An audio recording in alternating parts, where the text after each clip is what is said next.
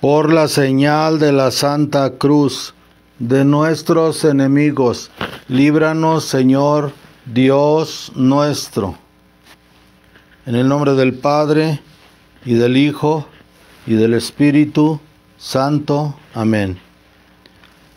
Secuencia del Santo Evangelio según San Lucas, capítulo 18, versículos del 31 al 43. Gloria a ti, Señor.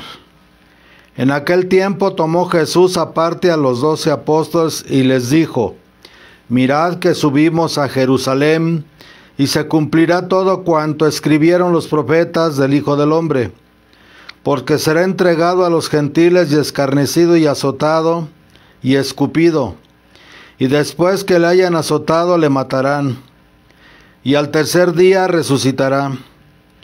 Ellos, sin embargo, no comprendieron nada de esto. Semejante lenguaje les era desconocido y no entendían lo que les decía. Y aconteció que acercándose a Jericó estaba un ciego sentado a la vera del camino, pidiendo limosna. Al oír el tropel de gente que pasaba, preguntó qué era aquello. Le dijeron que pasaba Jesús Nazareno. Entonces exclamó: Jesús, Hijo de David, compadécete de mí. Los que iban delante le increpaban para que se callara. Mas él gritaba mucho más: Hijo de David, compadécete de mí. Jesús, parándose, mandó que se lo trajesen, y cuando estuvo cerca le preguntó: ¿Qué quieres que te haga? Respondióle: Señor, que vea. Y díjole Jesús: Ve, tu fe te ha salvado. En el mismo instante recobró la vista y le seguía glorificando a Dios. Al ver este espectáculo, todo el pueblo celebró las alabanzas de Dios. Palabra de Dios, alabanza a ti, oh Cristo. Por las palabras del Evangelio, sean perdonados nuestros pecados. Pueden sentarse. La epístola es de la primera carta de San Pablo a los Corintios, capítulo 13, versículo del 1 al 13, conocido como el canto al amor, el canto de la caridad. Hermanos, si yo hablase todas las lenguas de los hombres y de los ángeles, y no tuviese caridad, sería como metal que suena o campana que retiñe. Y si tuviese el don de profecía y penetrase todos los misterios, y poseyese toda la ciencia, y si tuviese toda la fe hasta poder trasladar los montes de una parte a otra, y no tuviese caridad, nada sería. Y si distribuyese todos mis bienes para dar de comer a los pobres, y entregase mi cuerpo a las llamas no teniendo caridad, nada me aprovecharía. La caridad es paciente, es benigna. La caridad no es envidiosa, no se jacta ni se ensoberbece, nada hace inconveniente, no busca su provecho, no se irrita, no piensa mal, no le agrada la iniquidad, mas se complace en la verdad. Todo lo excusa, todo lo cree, todo lo espera, todo lo soporta. La caridad nunca fenece. Terminarán las profecías y callará el don de lenguas, y la ciencia desaparecerá. Ahora es imperfecto el conocimiento, imperfecta la profecía. Mas cuando llegue lo que es perfecto, desaparecerá lo imperfecto. Cuando yo era niño, hablaba como niño, juzgaba como niño, discurría como niño. Mas cuando fui ya hombre, di de mano a las cosas de niño. Ahora vemos como en un espejo de forma confusa, mas entonces veremos cara a cara. Ahora conozco imperfectamente, mas entonces conoceré como soy conocido. Ahora permanecen las tres virtudes: la fe, la esperanza y la caridad. Pero de las tres, la mayor es la caridad. Palabra de Dios, demos gracias a Dios. Misa del domingo de la 50ª. 50 días y estamos de lleno en los días santos de la pasión y muerte y resurrección gloriosa de nuestro Señor Jesucristo. Jesús dijo: yo no he venido a abrogar la Torá, ni a Moisés, ni a los profetas. He venido a cumplir. Para poder entender este hermoso poema, así se le ha llamado el poema de la caridad, esta carta, este fragmento de la carta primera de San Pablo a los Corintios, donde nos muestra la importancia del amor. Tenemos que entender que no puede haber contradicción entre el Antiguo Testamento y el Nuevo Testamento, ya que en Jesucristo el Antiguo Testamento se revela con toda claridad y Jesús, con su encarnación, su nacimiento, su crecimiento, su vida, sus milagros, su predicación, su enseñanza, su ejemplo, su pasión, su muerte, su gloriosa resurrección y ascensión a los cielos, va a expresar totalmente los contenidos espirituales del Antiguo Testamento. Él va a ser el manifestador. Jesús es el manifestador de todo el Antiguo Testamento.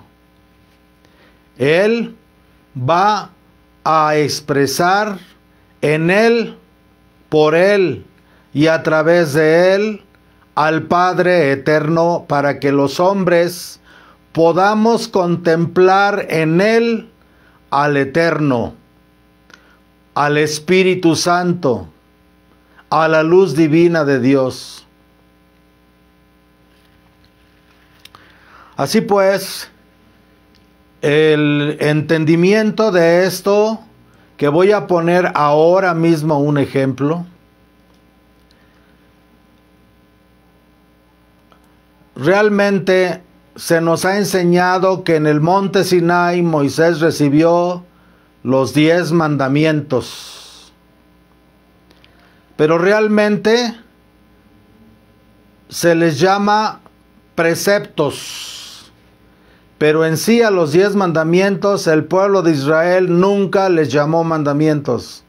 Les llamó las 10 pronunciaciones. Por ejemplo, el primer mandamiento de la ley de Dios, tal cual se encuentra en la Sagrada Escritura: yo soy el Señor tu Dios, que te he sacado de la tierra de la esclavitud.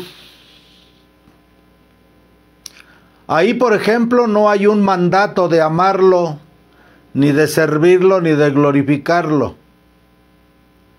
porque son pronunciaciones de amor. Pero lo que Dios está diciendo en el primer mandamiento al pueblo de Israel es: no quiero que tu concepto de mí sea el de un Dios creador, el que te hizo, el que te creó, el que ha hecho todas las cosas con todo el despliegue de poder. Aunque todo el pueblo de Israel al pie del monte Sinai podía ver y escuchar el estruendo de la voz del Eterno entregando los mandamientos. Tan es así que cuando escucharon los 2 primeros mandamientos directamente de la voz del Eterno, el pueblo dijo a Moisés: que seas tú mejor el que nos hable, que no sea el Eterno el que nos hable, no sea que muramos. Porque el día que los mandamientos fueron dados, así como los conocemos, pero los judíos les llaman las 10 pronunciaciones de Dios para el pueblo de Israel y para el mundo, todo el pueblo de Israel escuchó la voz de Dios. Bien, este primer mandamiento, si nosotros lo profundizamos con los ojos del Espíritu, vamos a ver que el amarlo, el adorarlo, el servirlo, el glorificarlo,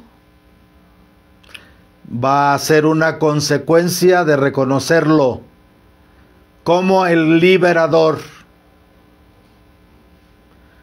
Lo que Dios les dice a los israelitas: yo soy el Señor tu Dios que te saqué de la tierra de la esclavitud, de la casa de la servidumbre, es para que lo conocieran y lo experimentaran primeramente como el gran libertador, como aquel que nos crió, aquel que siendo infinitamente liberal, nos hizo partícipes de su voluntad y de su albedrío, que es lo que nos hace seres libres.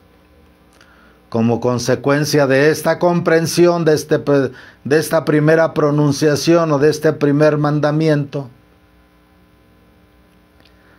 es que fluye de la criatura como una correspondencia y respuesta a este entendimiento, el amarlo, el servirlo, el adorarlo, el glorificarlo. Luego viene ya en la epístola, pues para poder entender, nos va a hablar San Pablo de Dios como lo que es en su esencia primordial. Ya os he enseñado en otras homilías que nadie, ninguna criatura podemos conocer ni experimentar de la esencia de Dios más que aquello que Dios quiera hacer partícipe a sus criaturas, ya que ni los ángeles son capaces de entrar a su divina esencia para experimentarla, mucho menos para entenderla. Pero es a través de una participación. La dualidad del mundo se va a eliminar a través de una fuerza que es parte de la esencia de Dios y que Dios ha querido que nosotros participemos de esa fuerza para neutralizar la dualidad de este mundo. Es el amor. El amor nos hace uno con Dios sin que desaparezca la grandeza y totalidad de Dios, pero tampoco desaparece la integridad y la individualidad, la no división del ser humano. Misterio glorioso de Dios que nos hace uno con Él a través del amor. No hay pues otra forma ni otro camino para ser uno con Él, si no es a través del amor. Tanto amó Dios al mundo que nos envió a su Hijo unigénito para que todos los que creamos en Él tengamos vida eterna y vida una en Él. El amor nos hace uno. Y Jesucristo, aunque es la segunda persona de la Trinidad Sagrada, encarnada, que tomó un cuerpo humano como el nuestro, por obra del Espíritu Santo, en el seno de la Inmaculada y siempre Virgen María, Madre del verdadero Dios por quien se vive. De todas maneras, Jesús es la imagen de su sustancia, lo dice así San Pablo, y es el amor manifestado en carne.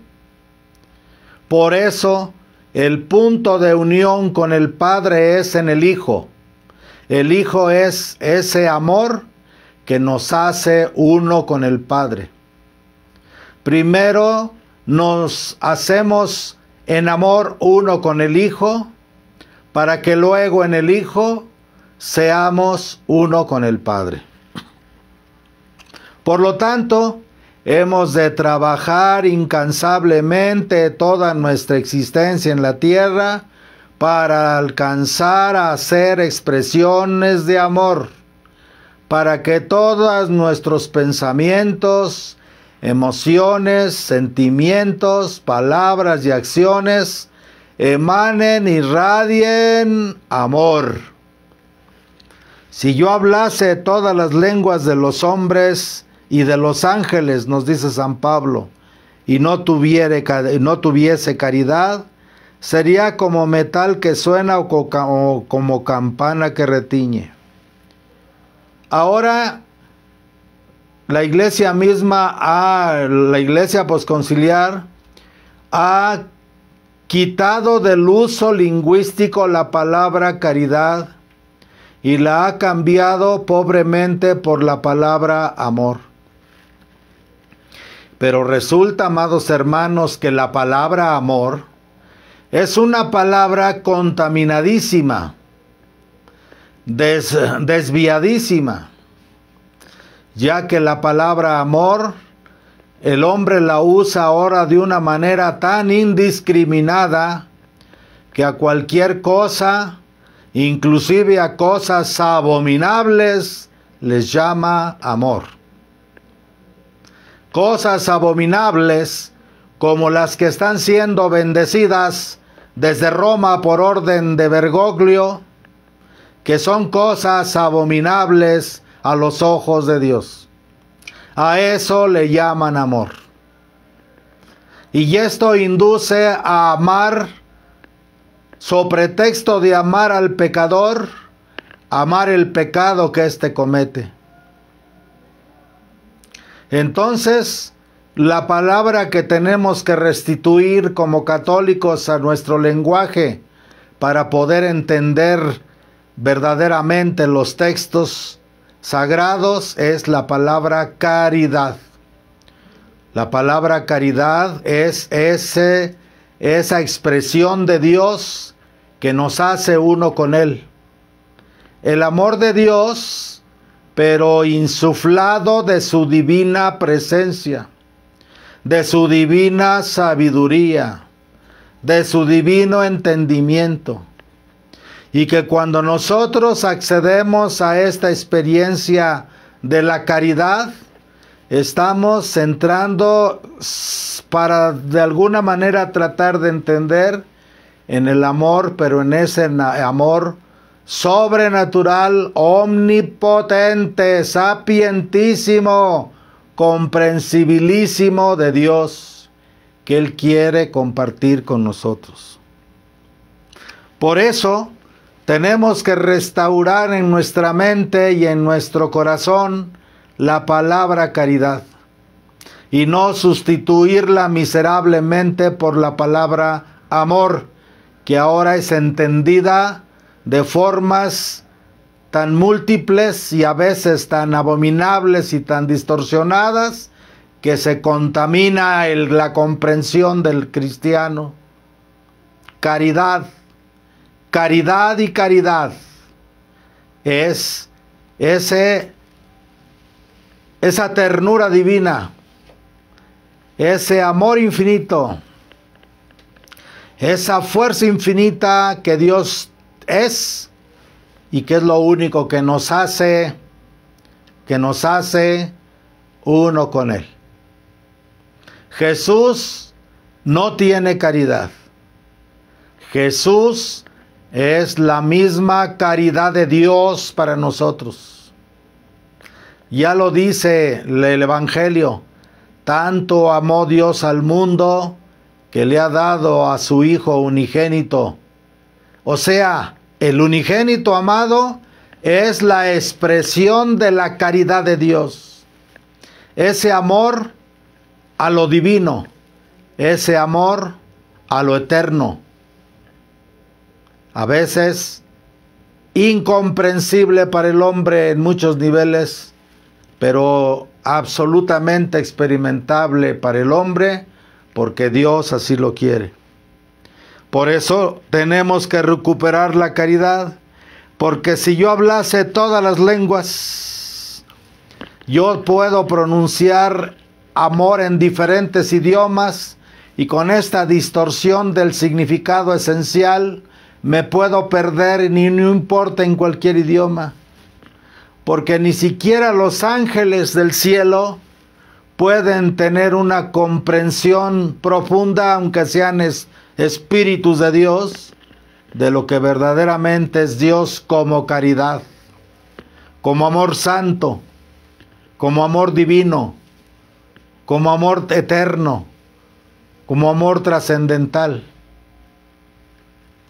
Entonces, yo puedo tener todos los entendimientos, aun si tuviera yo todos los entendimientos de la palabra amor, la que tienen todos los hombres y todos los pueblos y todos los coros angélicos, si no tengo realmente la caridad, como ya lo he explicado, sería como metal que suena o campana que retiñe.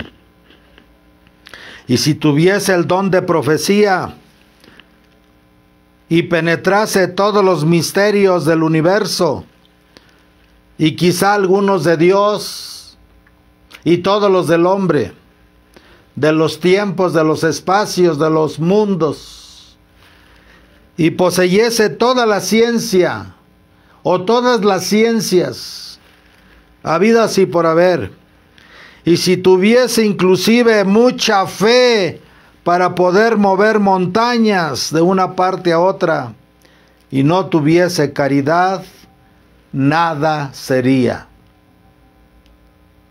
Por eso, en la finalidad, muchos, dice el Señor, muchos me dirán en esa hora, Señor, y no curamos en tu nombre, y no resucitamos en tu nombre, y nos expulsamos demonios en tu nombre, y yo les diré, apartaos de mí, obradores de maldad.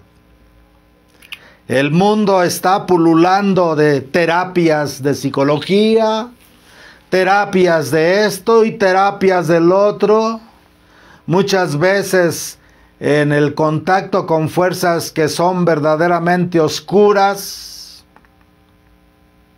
los curanderos, los chamanes, muchas culturas antiguas que no necesariamente pudiéramos decir que, por ejemplo, la acupuntura china, que sacada de un contexto sagrado se vuelve demoníaca, porque desgraciadamente todas esas metodologías de sanación y mucho de lo que se ve ahora en internet y que la gente tanto busca, las aspirinas de curación psicológica, las aspirinas de curación de diferentes métodos y que tienen verdaderos resultados, pero que ninguna de esas metodologías conducen a Dios. Y que sanación con ángeles, y que sanación con cuarzos, y que sanación con un montón de cosas, pero que no llevan a nada espiritual al ser humano, que no hacen que el ser humano despierte para buscar el último fin para que el ser humano fue creado. ¿Sí? Y esa soberbia demoníaca, sutil, y que es portada por muchos seres humanos que de buena fe y conforme a sus ignorancias y su falta de propósito espiritual, se dicen grandes sanadores, de lo que pulula el internet y muchos grupos de tipo metafísico, esotérico, bla, bla, bla, bla, bla, bla, y hasta dentro de la iglesia, los movimientos carismáticos y tantas cosas de estas, que son un verdadero engaño porque allí no hay caridad. La verdadera caridad de Dios es que Dios nos busca porque nos ama, y nos ama, pero como respeta nuestro libre albedrío, viene a buscarnos en la caridad de Cristo, viene en Cristo a buscarnos y quiere encontrarnos para retornarnos al plan original que Él pensó cuando decidió traer a la manifestación el pensamiento de la creación. Porque cuando Dios trajo el pensamiento de la creación a la existencia, como todas las cosas que existen y son, o puedan existir, ya estaba implícito en el pensamiento de la creación el fin para el cual las criaturas habrían de existir.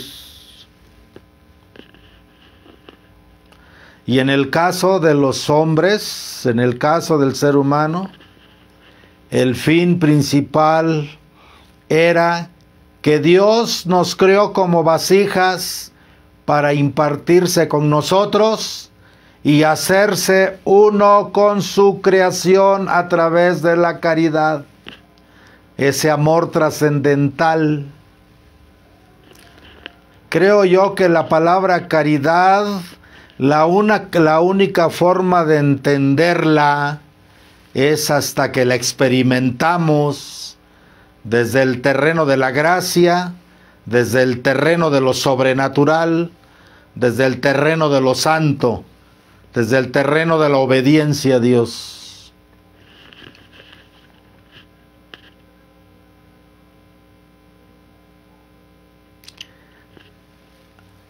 Y seguiremos quizá usando la palabra amor hasta cierto punto, porque la palabra caridad, creo yo, a mi entender personal, no me es fácil explicar eso. ¿Cómo puedo verter hacia ustedes en una homilía el profundo significado de la palabra caridad cuando es una palabra que en cierta forma solo le corresponde a Dios? Y le corresponde también al hombre cuando Dios y su criatura en la caridad se vuelven uno. ¿Sí? Entonces, aunque yo tuviese toda la ciencia, el conocimiento, la profecía y la fe, yo puedo tener todos los dones. Fíjense bien, los dones del Espíritu Santo pueden quedar limitados por la parte humana, porque el Espíritu Santo, que es caridad de Dios, con sabiduría y entendimiento, cuando el Espíritu Santo se derrama en nosotros y nos da sus dones, son acciones divinas de caridad en la criatura, de caridad en el ser humano. Y entonces, cualquiera de esos dones que nosotros recibamos y que nosotros descubramos y que nosotros practiquemos y desarrollemos, no tiene otra función principal sino conducirnos a la unidad con el Creador. Cualquier don. El don de profecía nos debe de llevar a la unión con el Creador a través de la caridad. El saber y conocer, el tener el don de poder penetrar los misterios, también nos debe conducir al misterio supremo que es Dios. Toda la ciencia, cualquiera que ésta sea, nos debe de conducir al origen de la ciencia que es Dios. Y la fe con la que podemos hacer y deshacer en esta tierra, porque hágase según tu fe, lo que crees, lo creas. Entonces nosotros, la fe nos tiene que llevar a creer que podemos ser uno en Dios para crear el estado de unidad con Dios a través de esa caridad, que en hebreo le llamaríamos más bien, por ejemplo, ahavá. Ahavá en hebreo significa amor y tiene conforme a las letras en hebreo, es el número 13. Pero resulta que la palabra ejad en hebreo, que significa unidad, también tiene equivalencia número 13. ¿Y qué creen? 13 más 13 nos da 26. Y el número del Eterno, el número de Yud, Hei, Bad, Hei, del número del nombre del Eterno Padre, es 26. Entonces, ¿cómo se traduce en el Antiguo Testamento el nombre del Eterno de 4 letras? Se traduce: yo soy el que soy. Y eso nos está hablando de ese estado de unidad de Dios con la criatura. Estoy solamente a nivel de idioma hebreo tratando de transmitirles lo que significa la palabra caridad.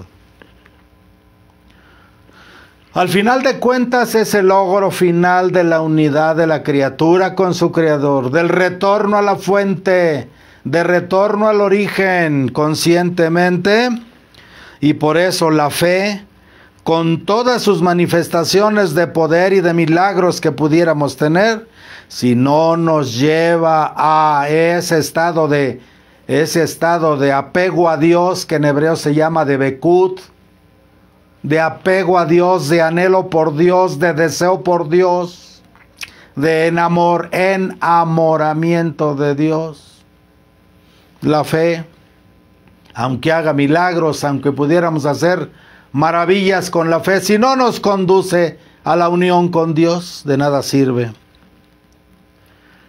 Y si tuviera toda la fe hasta poder trasladar los montes de una parte a otra y no tuviese caridad, nada sería. Y si distribuyese todos mis bienes para dar de comer a los pobres y entregase yo mi cuerpo a las llamas, no teniendo caridad, de nada me aprovecharía. Hemos entonces de asegurarnos, en la medida del entendimiento y la posibilidad de cada quien en su escalera de aprendizaje espiritual que lleve, que el aroma profundo, trascendental, divino y sagrado de la caridad impregne nuestros pensamientos, impregne nuestras emociones, nuestros sentimientos, nuestras palabras y nuestras acciones. Que todo nos conduzca al amor. Todo nos conduce al amor. ¿Y qué es el amor? Ser uno. Los dos unidos en el uno. El dos desaparece cuando a través del amor se vuelve uno. Ahí está el misterio del matrimonio. Y todos los misterios de unidad están en esa palabra trascendental: caridad. La caridad no es envidiosa. San Pablo nos va a dar características de la manifestación de la caridad. La caridad no es envidiosa, no se jacta, ni se ensoberbece. En la caridad no puede haber envidia, ni presunción, ni soberbia. Nada hace inconveniente, porque la caridad nos da el don divino de tener actos inteligentes semejantes a Dios. ¿Y qué es un acto inteligente? Es un acto justo, suficiente, oportuno y necesario. La caridad no busca su provecho. No, la caridad no contiene el deseo de recibir para sí mismo de manera egoísta. La caridad nos transforma y nos hace convertir el deseo de recibir egoístamente para uno mismo en el deseo de recibir y de recibir la plenitud en todos los aspectos para impartir de eso que nosotros recibimos impartirnos con todos nuestros hermanos, con toda la creación, con todos los seres, para asemejarnos a Dios, para retomar la semejanza con Dios que se perdió por el pecado original, ya que Dios, cuando nos creó a su imagen y semejanza, Él creó la creación por amor para impartirse en ella, para darse a su creación. Y en la medida que nosotros transformamos el deseo de recibir egoístamente para nosotros mismos en deseo de impartir a otros, vamos recuperando nuestra semejanza, nuestra similitud de forma con nuestro Creador. La caridad no se irrita, no hay ira, no hay enojo en la caridad. No piensa mal, ¿sí? No tiene pensamiento doble sentido, albur. No le agrada la iniquidad. Donde hay caridad no puede haber iniquidad, mas se complace en la verdad. La caridad tiene que propulsarnos hacia la verdad. ¿Y quién es la verdad? Jesucristo. ¿Y quién es la verdad? El Padre Celestial. ¿Y quién es la verdad? El Espíritu Santo. Todo lo excusa. Trata de ver siempre lo mejor. No es que no nos tengamos que meter en lo que no nos importa, sobre todo de nuestros semejantes. Al contrario, debemos de ser supermetiches, porque al que no le importe su semejante, se desdibuja totalmente de la semejanza con el Padre, con Dios, que le importa cada una de sus criaturas y que con su providencia divina vela porque cada una de sus criaturas cumpla y tenga lo necesario para alcanzar su objetivo final. Desde la partícula subatómica o desde la mancha de energía hasta el cosmos y universo, galaxia más elaborada y gigantesca, la providencia de Dios se mete en todo, le importa todo. En cierta forma podemos decir que ser metiche con el fin de unificar, con el fin de transformar, es un don de Dios. Entonces, si nosotros nos metiéramos en lo de nuestros hermanos con la finalidad de ir en pos de ellos para unificarnos, para buscar la verdad, para volver a Dios, eso no sería meternos en lo que no nos importa. Pero si sabemos excusar, encontraríamos para todo un camino para volvernos a Dios. La caridad todo lo cree, todo lo espera, todo lo soporta.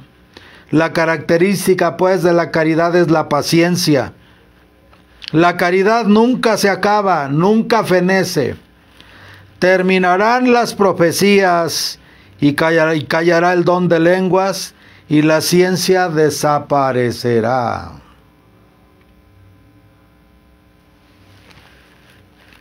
Cuando esta tierra esté llena de todo el conocimiento del Eterno, la ciencia desaparecerá, el don de profecías terminará y callará el don de lenguas.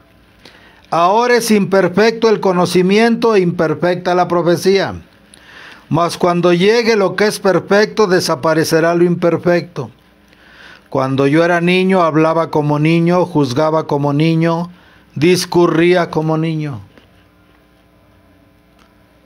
Mientras no tengamos una experiencia profunda de Dios, de su amor, de su ternura, de su bondad, de su santidad, de su gracia, de su gloria, de su perfección, nuestro entendimiento no hace más que nos hace hablar como niños y juzgar como niños y discurrir como niños.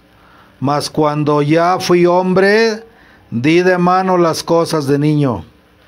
Ahora vemos como en un espejo, de forma confusa, mas entonces veremos cara a cara, cuando verdaderamente nos volvemos emanadores de amor, en el sentido de la caridad, en la manera en que amemos a todos nuestros hermanos y a toda la creación y a todo lo que nos rodea, pero imbuido ese amor de la caridad de Dios o de ese propósito divino, de ese propósito sagrado, ya no veremos como un espejo.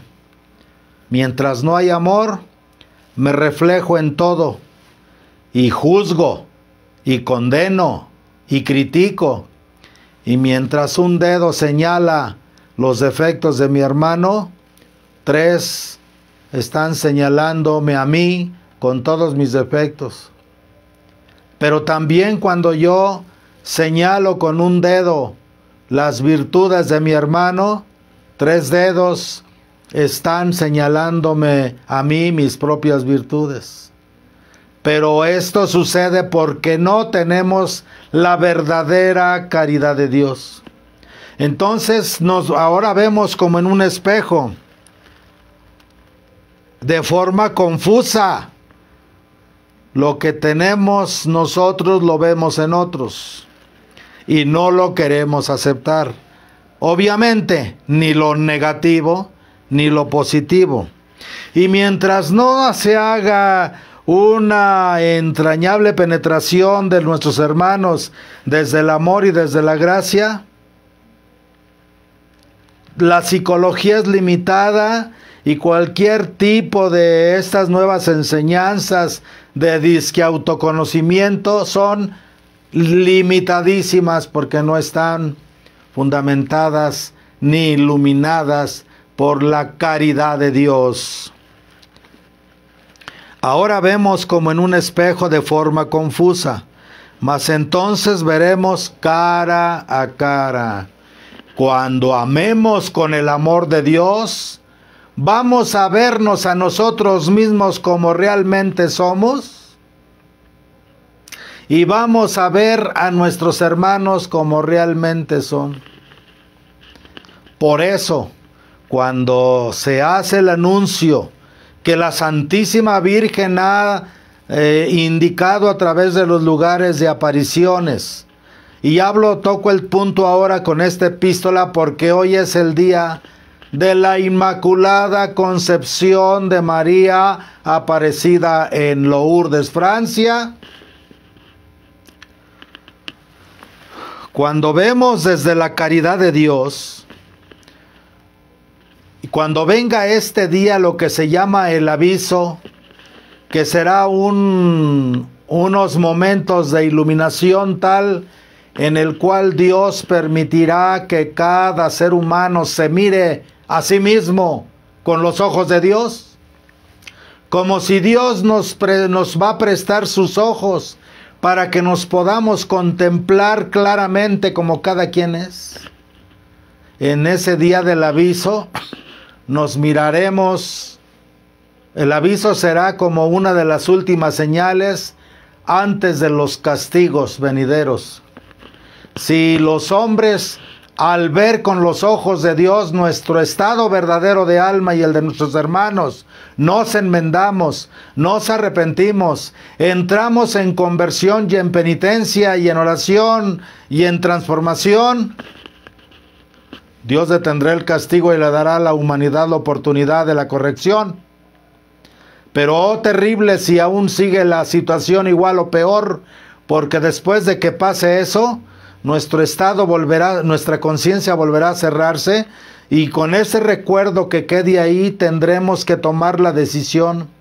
Pero oh, si las cosas continúan aún peor, porque a veces por los grandes y terribles hábitos que tenemos de pecar, de buscar solo el placer inmediato, de la depravación en lo sexual, en lo moral, en lo mental, en lo espiritual, en lo material, pues entonces vendrán los castigos. Pero ¿qué creen, amados hermanos? Cada quien puede provocar en su alma ese estado de contemplación a través de la caridad, pedir la caridad de Dios, invocar al Espíritu Santo para que se nos dé como caridad de Dios, Dios nos puede prestar ya desde ahora sus ojos para que desde ahora de una manera voluntaria podamos contemplarnos como realmente somos y como realmente estamos. Aunque no nos contemplaremos todavía como seremos si es que llegamos a salvarnos. Ahora vemos como en un espejo de forma confusa, mas entonces veremos cara a cara. Después de todo, cuando venga para muchos el final de su vida, no sabemos a quienes nos tocará verlos, nos tocará pasar por las experiencias del juicio final, del fin del mundo, no lo sabemos. ¿A quién nos va a tocar? Los que vivamos, los que quedemos, dice San Pablo. Pero muchos, quizá por la muerte, no sabemos quiénes nos vamos a ir antes o nos vamos a quedar. Pero al final, cuando lleguemos, se nos permitirá contemplarnos tal cual. ¿Y saben qué? El modelo para cada alma es Jesucristo.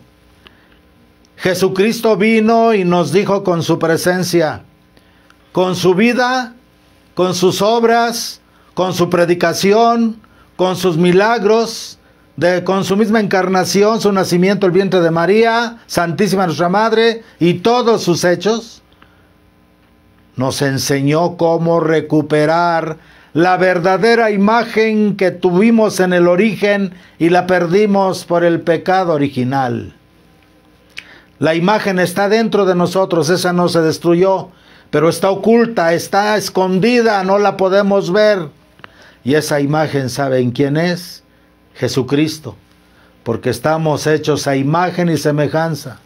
Hagamos al hombre a imagen y semejanza nuestra, y a imagen de Dios lo creó. Masculino y femenino lo creó.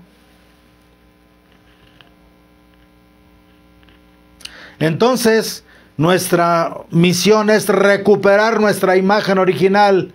Y saben, hermanos, que la imagen original es Jesucristo.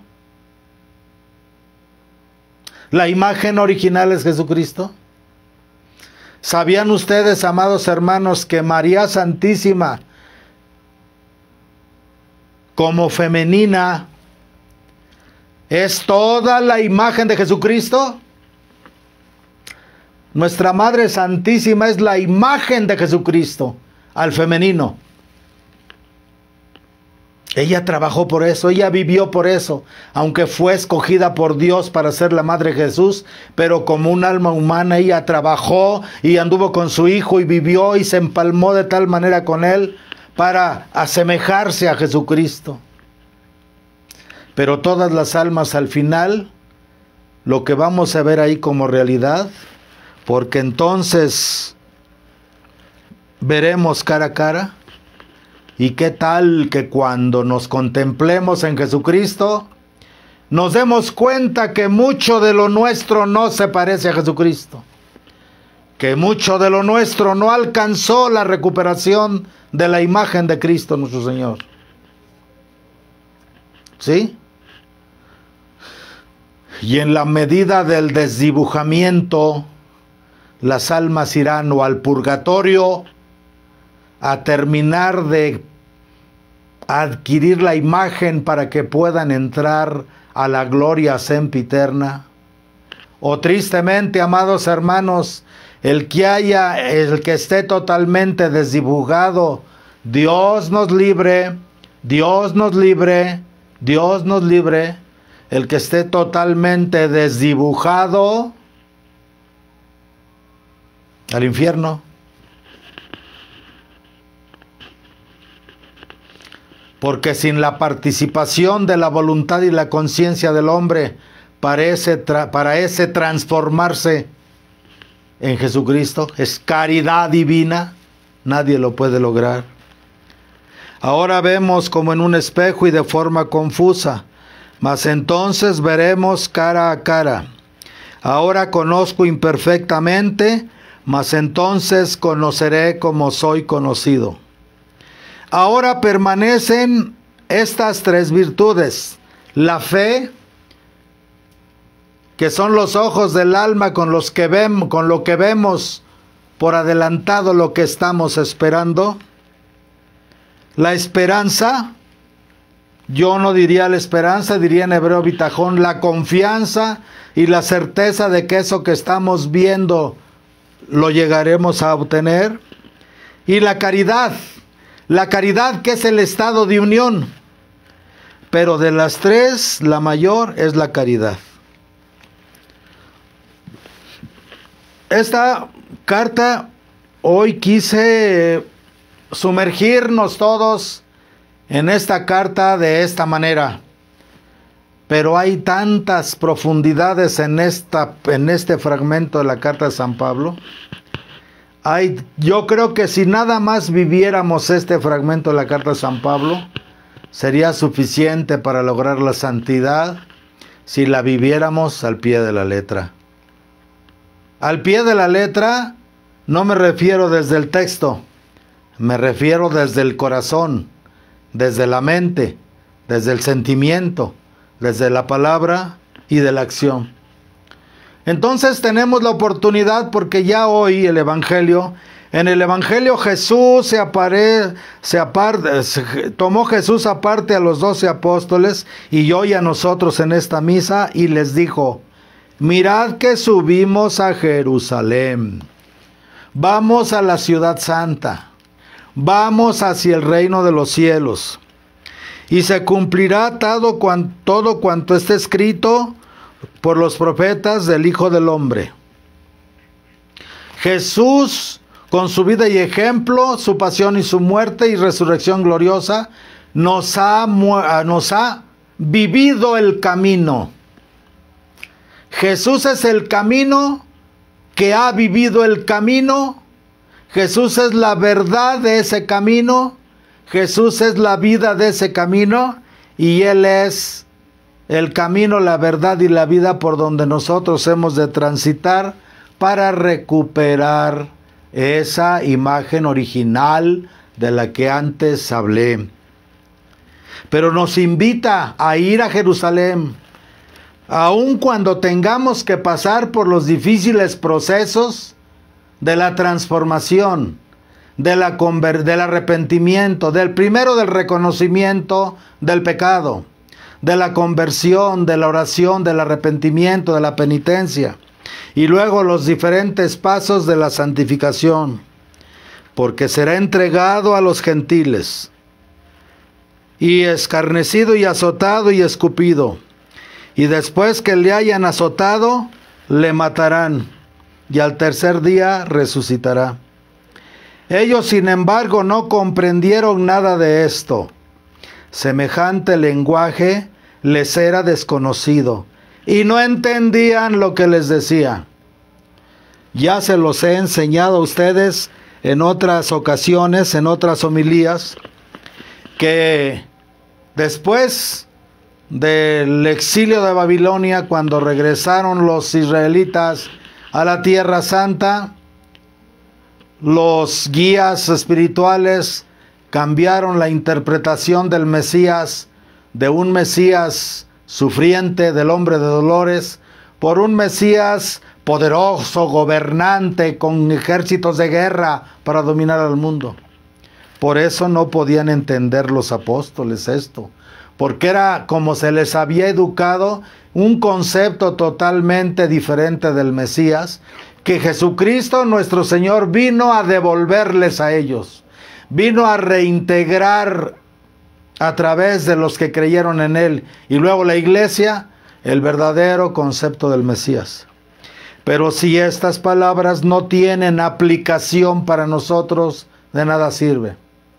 Y lo que significa esto para nosotros es que la carne y la sangre no pueden entender por qué tenemos que hacer penitencia, por qué tenemos que corregir, ¿Por qué tenemos en cierta forma que padecer los procesos de transformación? La carne y la sangre con sus instintos no quieren saber nada de oración, no quiere saber nada de penitencia, no quiere saber nada de adoración, no quiere saber nada de obediencia a Dios, de obediencia en amor, no quiere saber nada. A la carne y a la sangre les es totalmente desconocido, porque será entregado a los gentiles y escarnecido y azotado y escupido, y después que le hayan azotado le matarán, y al tercer día resucitará. Todo esto que le ha pasado a Jesús nos tiene que pasar a nosotros en alguna forma para llegar a la resurrección final, pero la carne y la sangre no comprenden esto. Son ideas completamente desconocidas para la carne y la sangre, para el instinto del mal, para la carnalidad y la mundanidad del ser humano. Y no entendía lo que les decía. Y aconteció que acercándose a Jericó, estaba un ciego sentado a la vera del camino. Estaba un ciego, es el regalo de este domingo. Un ciego, el que no veía, no podía ver el camino, estaba sentado a la vera del camino pidiendo limosna.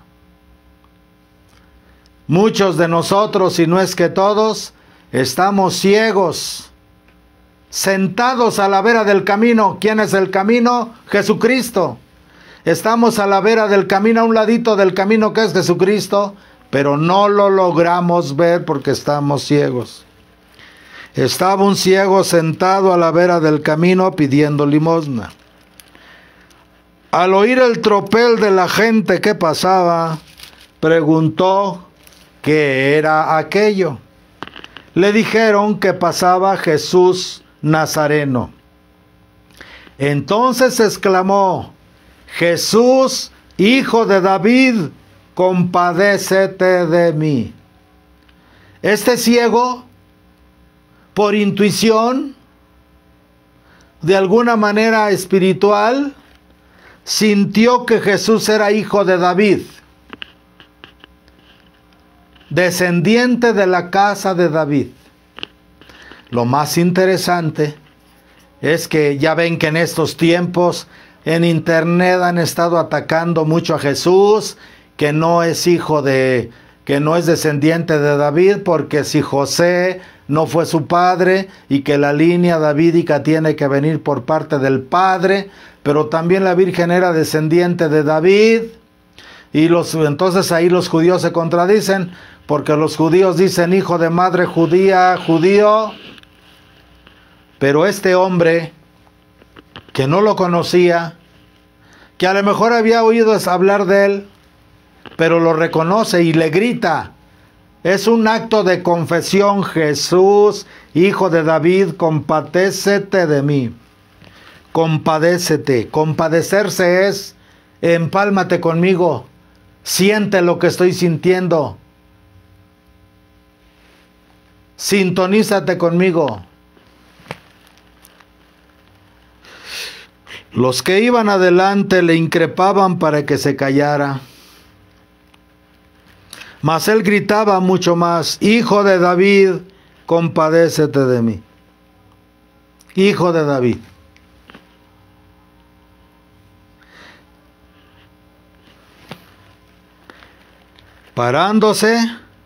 Jesús parándose, se detuvo, mandó que se lo trajesen. Y cuando estuvo cerca le preguntó: ¿qué quieres que te haga? ¿Qué quieres que te haga? Respondióle: Señor, que vea. Y díjole Jesús: ve, tu fe te ha salvado. Y en el mismo instante recobró la vista y le seguía glorificando a Dios. Le seguía glorificando a Dios. Así que vamos a entrar a la Cuaresma, amados hermanos. Vamos a pedirle a Dios que nos conceda la gracia de que nos haga ver, y no solamente que nos haga ver, sino comprender desde la esencia misma de la caridad, para poder empezar este camino de 40 días en que las compuertas de la misericordia de Dios, la gracia del Espíritu Santo, se abren las puertas de la transformación, y que si nosotros pudiésemos, ustedes los seglares pudieran escuchar la misa diaria con los evangelios diarios de toda la Cuaresma, verían qué hermoso proceso de transformación podrían tener. ¿Sí? Para poder seguir a Cristo, para poder unirnos a Cristo en esta Cuaresma y de una vez pasar por el proceso por el que Él pasó, para transformarnos en Él y lograr podernos ver cara a cara, conocernos como somos conocidos. Y al ver este espectáculo, todo el pueblo celebró las alabanzas de Dios. Que se llene de regocijo el pueblo al ver la conversión de cualquiera de nuestros hermanos o de nosotros mismos. Esta es la misa del domingo de Quincuagésima. Hoy, coincidiendo 11 de febrero, con la hermosa conmemoración de las apariciones de la siempre Virgen María, Madre del verdadero Dios por quien se vive, a Bernadette Soubirous en 1864 en la aldea, en la gruta de Massabielle, en la aldea de Lourdes, en el pueblo de Lourdes, en Francia. Ahí a Bernadette Soubirous, la Virgen le va a entregar a ella un sobre con los 35 avisos de la Salet. Viene a certificar, a corroborar los avisos entregados en la Salet, y después aclarará y actualizará en Fátima, y que desgraciadamente la Iglesia de Roma siempre ha ocultado al pueblo la palabra de la Santísima Virgen María. Por eso la Iglesia está como está. Tan es así que cuando Bernadette Soubirous entregó el sobre al padre Peyramal, párroco de Lourdes, y el padre Peyramal abrió el sobre, en cuestión de un mes o unos meses, cortamente el padre Peyramal murió, porque no pudo soportar lo tremendo, pero al mismo tiempo lo grandioso y trascendental de los mensajes de la Santísima Virgen entregados a Bernadette Soubirous en Lourdes, Francia. Eso es lo que conmemoramos. Entonces, misteriosamente en este año, como que Dios quiere,